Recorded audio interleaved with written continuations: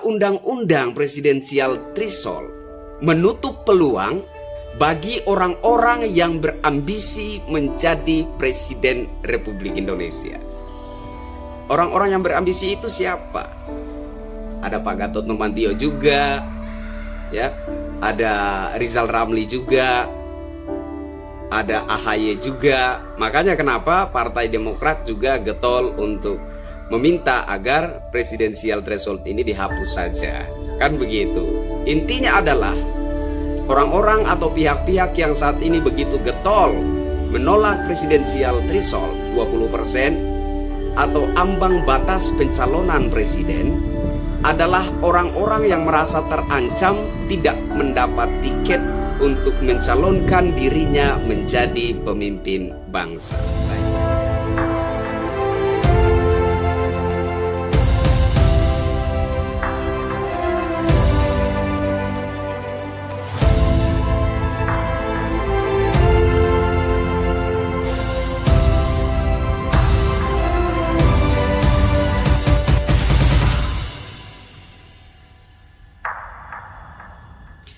Halo Indonesia, saya Kristianto Yin Oni, salam NKRI. Kali ini saya ingin menanggapi terkait kisruh presidensial threshold 20%.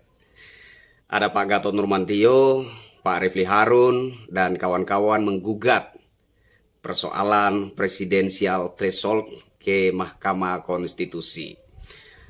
Menurut Pak Gatot Nurmantio dan Pak Refli Harun, bahwa presidensial threshold 20% ini merupakan konspirasi oligarki katanya.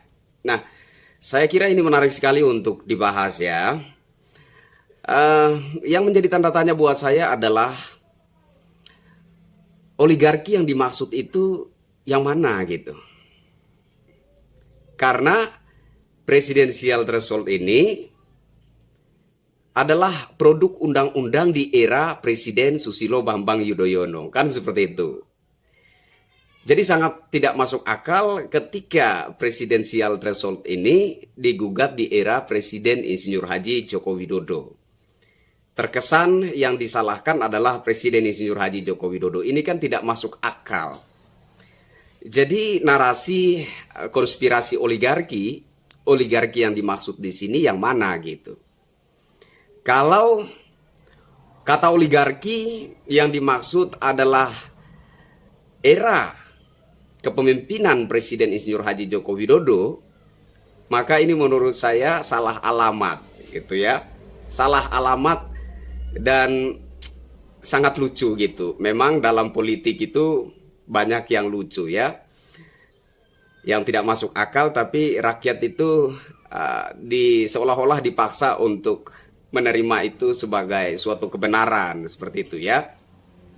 Jadi poin yang pertama, bahwa presidensial threshold ini adalah produk undang-undang di era Presiden Susilo Bambang Yudhoyono dan sangat tidak masuk akal atau salah alamat bila yang disalahkan adalah penguasa atau pemimpin negara era Presiden Insinyur Haji Joko Widodo. Itu yang pertama.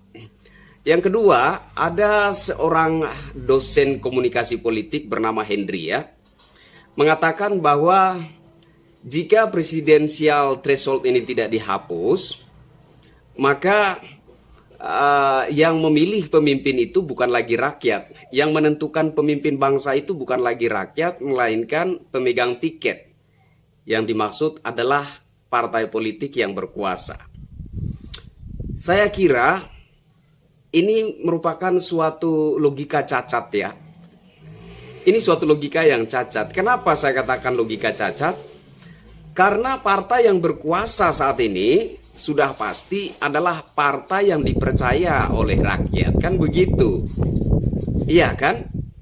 Partai yang berkuasa saat ini sudah tentu adalah partai yang dipercaya oleh rakyat. Jadi kalau partai yang berkuasa saat ini adalah pemegang tiket pencalonan Presiden Republik Indonesia ke depan, itu merupakan hal yang sah jika diartikan sebagai pilihan dari rakyat. Karena tidak mungkin mereka adalah pemegang tiket saat ini kalau mereka bukanlah partai yang dipercaya atau ditunjuk oleh rakyat sendiri. Itu yang kedua. Kemudian yang ketiga, ada seorang politisi, ini sudah lama ya. Ada seorang politisi juga yang pernah mengatakan bahwa presidensial threshold ini merupakan tiket yang sudah kadaluarsa. Mengingat presidensial threshold ini sudah digunakan sebanyak 2 kali, tahun 2009 dan 2014. Sehingga tidak relevan lagi untuk digunakan saat ini katanya. Tiketnya sudah kadaluarsa katanya. Nah, menurut saya ini juga merupakan suatu analogi yang sesat dan menyesatkan ya. Dikatakan bahwa tiketnya kadaluarsa karena sudah 2 kali digunakan. Tahun 2009 dan 2014. Sehingga saat ini tidak relevan lagi untuk digunakan karena dianggap kadaluarsa. Begini Pak, tahun 2007 yang lalu saya pernah berangkat dari Jakarta menuju Nusa Tenggara Timur menggunakan Lion Air ya. Saya beli tiket pada waktu itu, tiket pesawat Lion Air, maklum rakyat jelata bisanya numpang pesawat Lion Air ya kan. Nah, kemudian beberapa bulan yang lalu saya beli tiket Lion Air lagi, berangkat dari Kalimantan ke Nusa Tenggara Timur lagi ya kan. Dan tiket yang saya beli beberapa bulan yang lalu itu sama persis modelnya dengan tiket yang saya beli pada tahun 2007 silam, ya kan? Tiketnya sama, Pak. Modelnya sama, tapi sebenarnya tiket yang saya gunakan beberapa bulan yang lalu berangkat dari Kalimantan menuju Nusa Tenggara Timur itu beda dengan tiket yang saya beli pada tahun 2007 silam. Tiket yang saya beli pada tahun 2007 silam itu sudah saya buang, sudah nggak ada gunanya. Dan itu tidak bisa digunakan untuk menumpang pesawat Lion Air saat ini. Itu sudah tidak bisa dipakai. Tapi kalau saat ini kita membeli tiket Lion Air, maka model tiketnya tetap seperti itu, fisik tiketnya beda. Jadi kalau dikatakan presidensial threshold 20% adalah tiket yang kadaluarsa, menurut saya ini merupakan analogi yang sesat dan menyesatkan. Tidak seperti itu, ya. Model tiketnya sama, tapi sesungguhnya fisik tiketnya beda. Ya.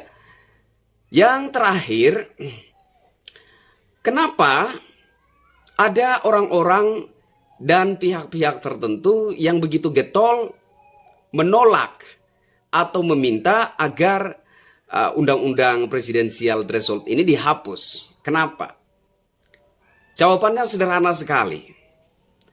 Karena undang-undang presidensial threshold ini menutup peluang bagi orang-orang yang berambisi menjadi Presiden Republik Indonesia. Orang-orang yang berambisi itu siapa? Ada Pak Gatot Nurmantio juga, ya, ada Rizal Ramli juga, ada AHY juga. Makanya kenapa Partai Demokrat juga getol untuk meminta agar presidensial threshold ini dihapus saja. Kan begitu, ya.